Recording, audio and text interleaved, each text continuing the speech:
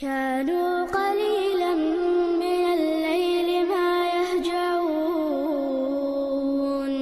وبالأسحار هم يستغفرون. الحمد لله والصلاة والسلام على رسول الله وبعد. رواية إيتر أوروكيو منظومة الباقونية حديث المسند آل تروي. انتقل الناظم بعد ذلك إلى مبحث آخر من مباحث علوم الحديث. ناظم ما قيش مبحث دي على أسبوع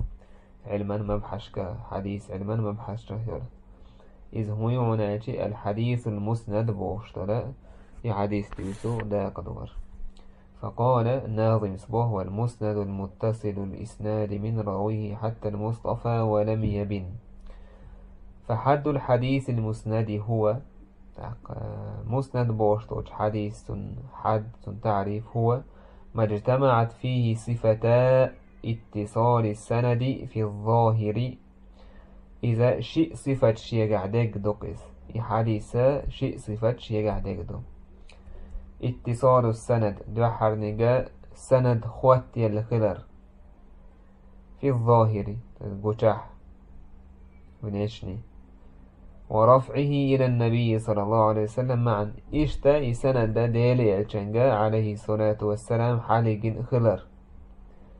صفة خواتي الخلر ديلي الشنجا عليه الصلاة والسلام إسناد حالق خلر إشتا الحديث إشي بيحكم إشي صفات شيء قاعدون الحديث إذا مسند حديثه. فإن كان السند متصلا أحسن سند متصل يلح خوات لا يلح إلا أن الحديث موقوف أو مقطوع. أم حديث يصحابي تنتح سسين دوي حديث يدعنا مقطوع دويس أجي تابعين تنتح تابعيس ألا الحدل دويس يصحابي تو ألا الحدل دوي حديثة فلا يسمى مسندا. أحقا إذا مسند بتسأولون ديلي أجنت حاضق إندا تحت رفع خليه شتك وما أضيف للنبي المرفوع وما لتابع هو المقطوع بوش دي تلك ودعدهش درس يعني سنة المرفوع خلدي يشتوي حديث ديلي أجنت حاضق إن خلدي يشتوي إذا تحقا سند يحتعا يقر وحوش خلويش واتسك نجح سن صحابي توديتنا موقوف تلاح يتابعين تابعين تح موقوف تلاح مقطوع تويس إذا لحت أحقا مسند تنخ. وإن كان الحديث مرفوعا والسند منقطعا أما إذ سعدر شولوا حديث نجح سن مرفوع دلح تو ديلي يجب حال ديجندوز أم دلح سند متصل يتقصن منقطع تو سند خاد يقصن سند يحتع يقع بيتين يشي يقع بيتنا يعني بي سكتنا يلكان موضعه تو الساعة وعوجة تيبوش كان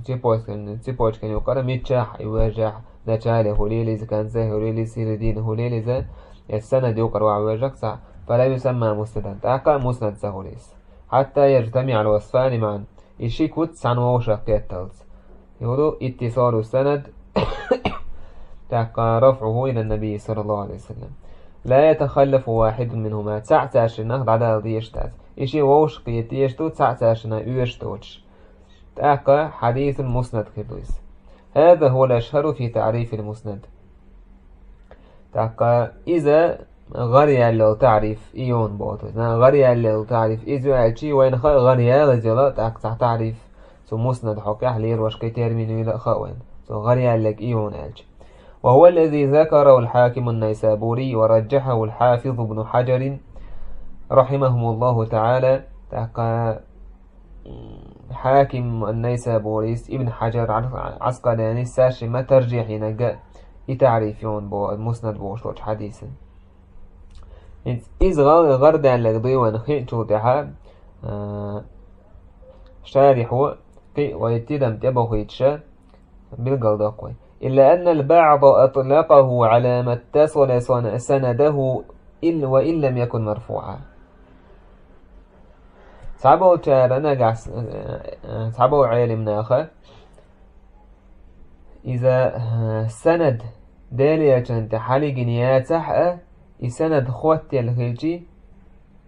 تنخ مسند أولا إزالة جنت صلى الله عليه وسلم حال جنازة صحابي جنت عيسى دلها مثلا. والبعض الآخر والبعض فتحة النبو جنت ما تفتور. والبعض الآخر أطلقه على المرفوع وإن لم يكن متصلا. أصعبه جارة مرفوع حديثنا مسند اللعون تارة إشاء حديث متصل داتا أجي سند يقع حتى شيء يقع ولا هتي تارة مسند حديث اللعون سنة. والله أعلم تغديك هو شوي الله هو غير لو ترمين ويلك حقينك. فصار في المسألة 3 أقوال. لكن مسند حديث بوشلوش حديث حق قول دوي. الأول دو حد مرفوع صحابي بسند ظاهر الاتصال. إذا صحابي تو ديال الجنت حال دي كنك دوك إز بسند تيبوش كانت ظاهره الاتصال. نيش نيتن تيبوش كان هو التلوش حقيقة سهلة بوزنه ظاهرا اتصال سندها. شرط القول المتصل سواء كان مرفوعا أو غير مرفوع. أي المتصل سواء اتصل إلى النبي أو إلى من دونه. شرط القول منه إذا متصل حديث توشيس تيبوش كان يقع تعادونا سقط يوشتولا حديثة إذا خليل مرفوع دوشتك خليل بو. وإذا يجنت عليه الصلاة والسلام حاول ديجين دلاء حديث سوء الله الحدث يتو الله خرجوته صعبي شوالي حدث دلاء تنه مسند أولش برش بو إذا شولا قول المرفوع أي المنسوب إلى النبي اتصل أو لم يتصل. إذا ديلي الجند صلى الله عليه وسلم حاول ديك نقدون يتسيبوت كان يوقع سقط يلا توسعوه وجاه يوقع ويتناح تسويتناح قلعون ديلي الجند قال الحدث اللي كان سنة مسند حديث والله. وهذا قول الإمام ابن عبد البر. إذا ابن عبد البر سن قول دويس سن دوش دويس كما في مقدمة التمهيد له تمهيد وشتو شيرين حد ديش حلقة عدالين سويس. أم غرد اللقاء هو يحقي نقدو إيمنو دوناجي شيء صفة قليشتو مسند حديثي. إذا اتصال سند شيخ واترهر إدالة جنده صلى الله عليه وسلم حاضقين خلر. إذا غرد على علمنا لين وشتكدو إنتي قولة دالي وإدال إدوزر فايد هبوتناخ.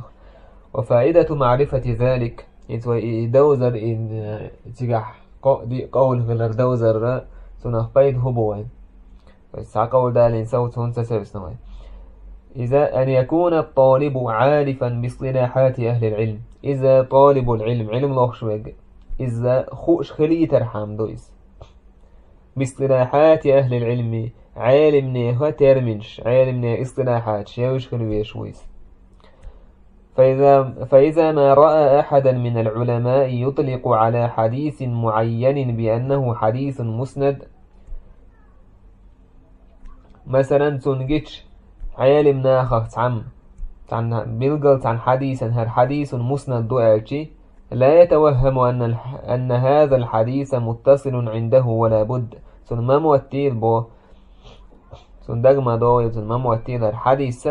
سن جرجح متصل دو تو يقع سيبوش كان يقع حوا وجا وتش ولقى حكي لو تيرمين سنة ويغري لو تيرمين يلا إيش سن جرجح إسعالم سن جرجح يوم موتيل سن وندالشي تيرمين شتايب تيبن خليل خيلتان بوشوي قول سندير مدالين سن جرجع مثلا يقع سنة يقع سقط يلا حياته مسند خيلتان بويس. انت ايش تخيلشي مثلا ومثل داليج إذا قول دالير كوي ساعة دالي يجند عليه الصلاة والسلام إذا غير دالك دويلر كوي إذا دالي يجند صلى الله عليه وسلم حاضق نقدويز حديث مرفوع دويز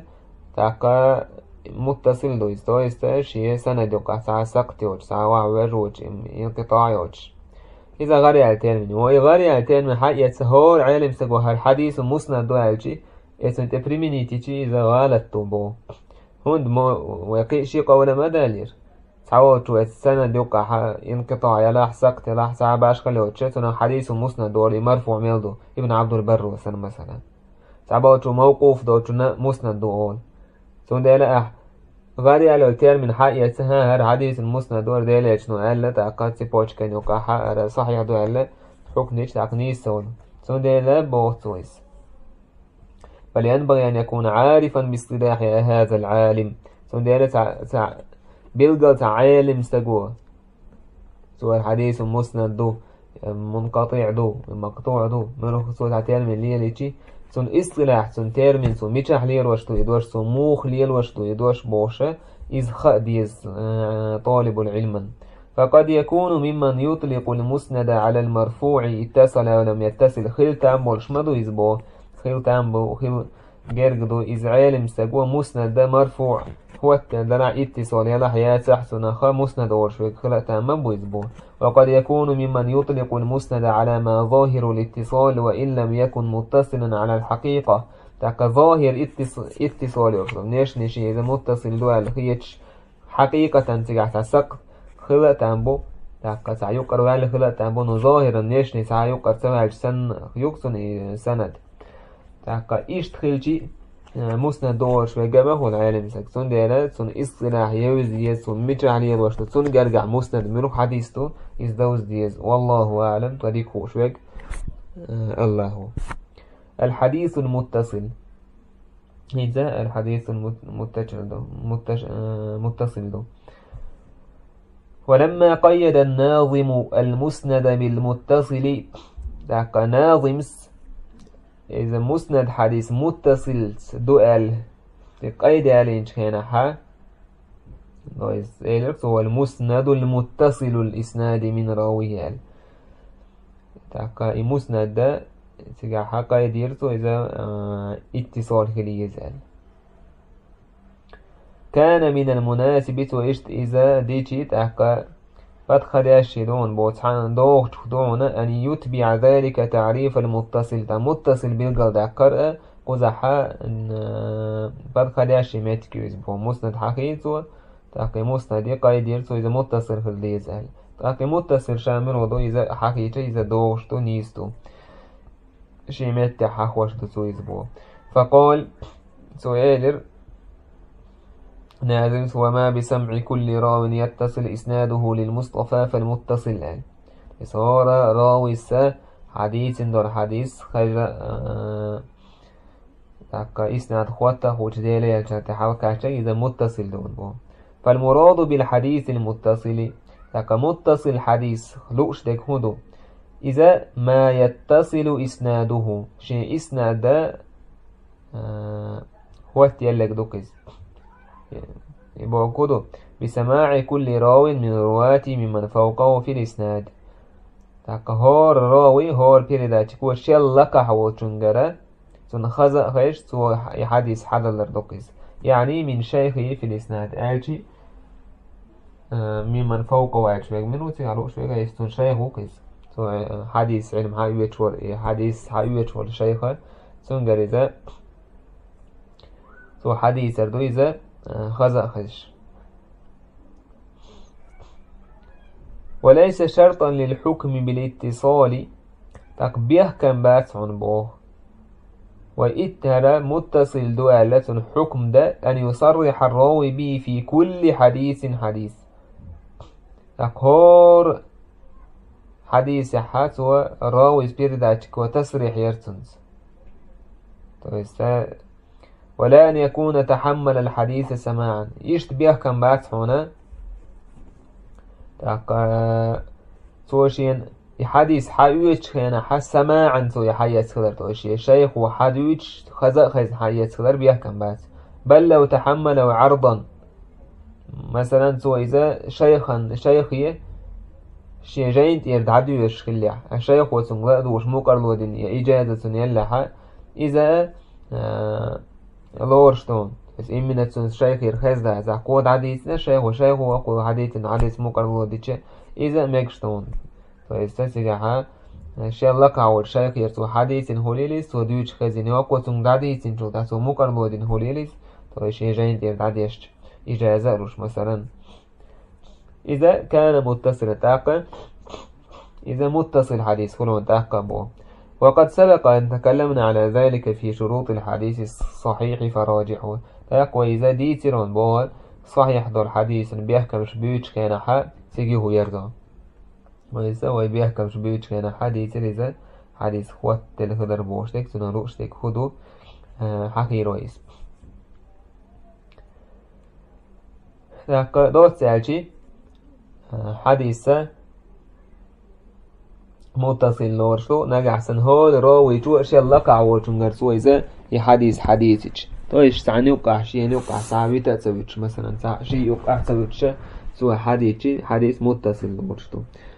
فوائد بيدنش كل مسند متصل هور مسند حديث إذ متصل لورشو ولو ظاهرا طيب ظاهرا إذا اتصال سجع يلحق مسند سوچلو شلون متصل وليس كل متصل مسندا أما هور متصل حديث مسند داتون هور مسند مثلا متصل حديث هور متصل حديث مسند داتون بو وده شيء تعدل متصل صحابي ترجع ساسي شرشلو صادق تابعين ترجع ساسي شرشلو تذكر بيحكم بس زي اللي عليه الصلاة والسلام حلا إذا ديزال مسند حديث أحسن لأن المتصل قد يكون موقوفا أو مقطوعا هناك متصل حديث نجح موقوف هلز صحابي توديتن يا مقطوع هلز تابعين توديتن والمسند لابد أن يكون مرفوعا مع الاتصال مسند حديث إذا متصل خلديشتو إذا مع مرفوع خلديشتو إذا ذلك أنت حاضرنا مع الاتصال السند 20 ساعة ينقطع ساعة ما يوجد. ومن أسماء الحديث المتصل شغل بالقيدة انت متصل بوشتوج حديثي تنترشدون بو الموصول والمؤتصل مؤتصل حديثه موصول حديثه والمؤتصل وهذا الثاني إذا المؤتصل بوشتك استعمله الإمام الشافعي رحمه الله تعالى في الرسالة وغيرها الشافعي ليلين جينا رسالة بوشتوج جينا إتر من ليلين شافعي حديث مؤتصل also. قال والقيدة اعلم هون خاله أنه في أعم الأغلب دق حالها حيث أطلق الاتصال فالمراد به اتصاله إلى النبي صلى الله عليه وسلم دق حاله متصل دواج حديثة لوش دقة إذا دالي جنت صلى الله عليه وسلم حاضق نقدونيس لا خلاف أن ما اتصل إليه صلى الله عليه وسلم سمي متصلا خلاف ياسون بوديل جنت عليه الصلاة حلقات تتزعى حليوة شيء سنة إذا متصل أو شبرت حديثا وإن كان متصلا إلى غيره قيد أم ديل يتجوج عليه الصلاة والسلام كيش ونتعي حديث سلسلجي إذا متصل دول نوشين عن قيد سان تعبيه كم سان فقيل مثلا قول هذا حديث متصل إلى فلان هذا حديث فلان صحيح دين تنتي حلقات شخص متصل دويس مثلا هذا حديث متصل إلى عمر بن الخطاب هذا حديث متصل إلى سعيد بن جبير هذا حديث متصل إلى محمد بن سيرين إتقداري بيولا بول بيتنا كيتشن مثلا ديالي يلتوج صلى الله عليه وسلم كيتشن دا اتصال يلحا تأقيذا قيد سانا ديز موقوف دو بوش تقويلي المدرة مثلا موقوف دو جاهلير كوي تابعي محوك عليه وشكلتين حال يلدو إذا موقوف على قتادة موقوف على حسن البصري تمفدوبني إيشتا أرى متصل توجه سامي متصل إلى مثلا سعيد بن جبير متصل إلى قتادة إيش قيد يالويز أديلي كانت حالي جنهجي صلى الله عليه وسلم دا قيد سيالوش هذا حديث متصل بيوم بالقيدة واعلم أن هذا الاتصال هو بحسب الظاهر من الإسناد وإلا قد يظهر بالتتبع والنظر أن سقطا وقع من أثناء الإسناد إذا متصل خالع به متصل دور ويا سو إسنادنا ظاهرا دو الحكم حائوتي تاكا إيش تم وإلا فقد يظهر بالتتبع والنظر أن سقطا وقع وقع من أثناء الإسناد. أما عن عالم سقوة تحواجي حج طلش استحواجي إسناد سنة بالقلدة تعبون بوصو إسناد يقع سعويسين خلر كان يجيء في رواية أخرى بذكر واسطة أو أكثر في بعض مواضع الإسناد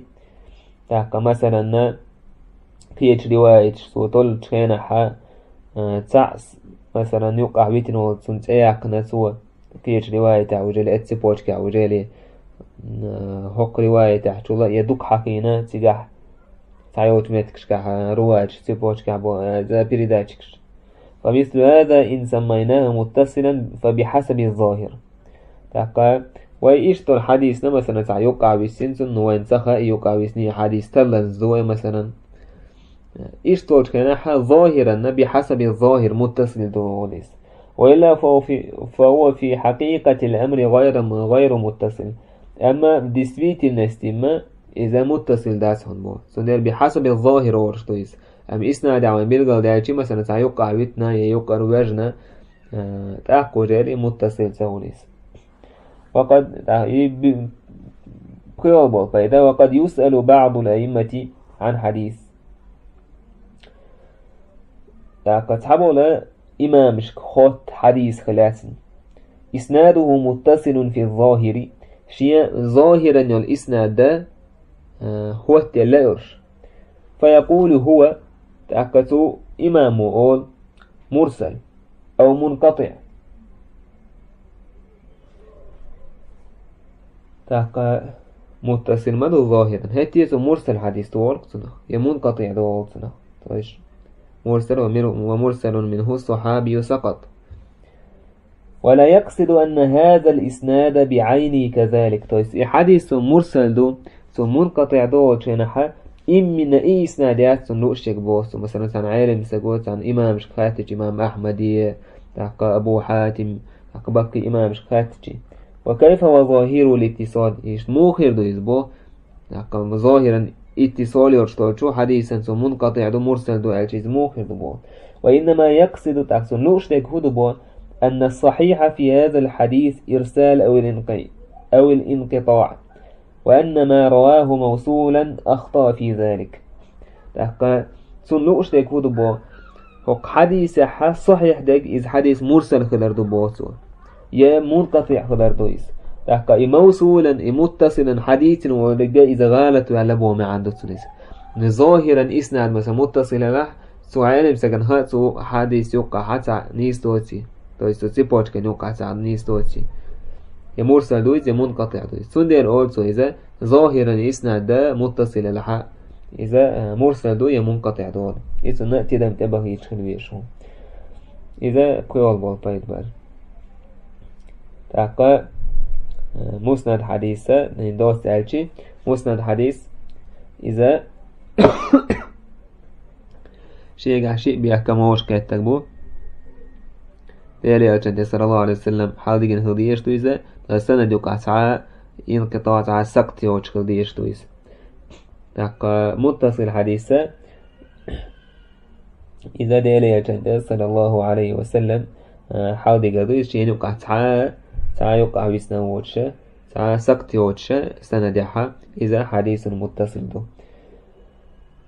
استحاد عدير ذروة والحمد لله رب العالمين.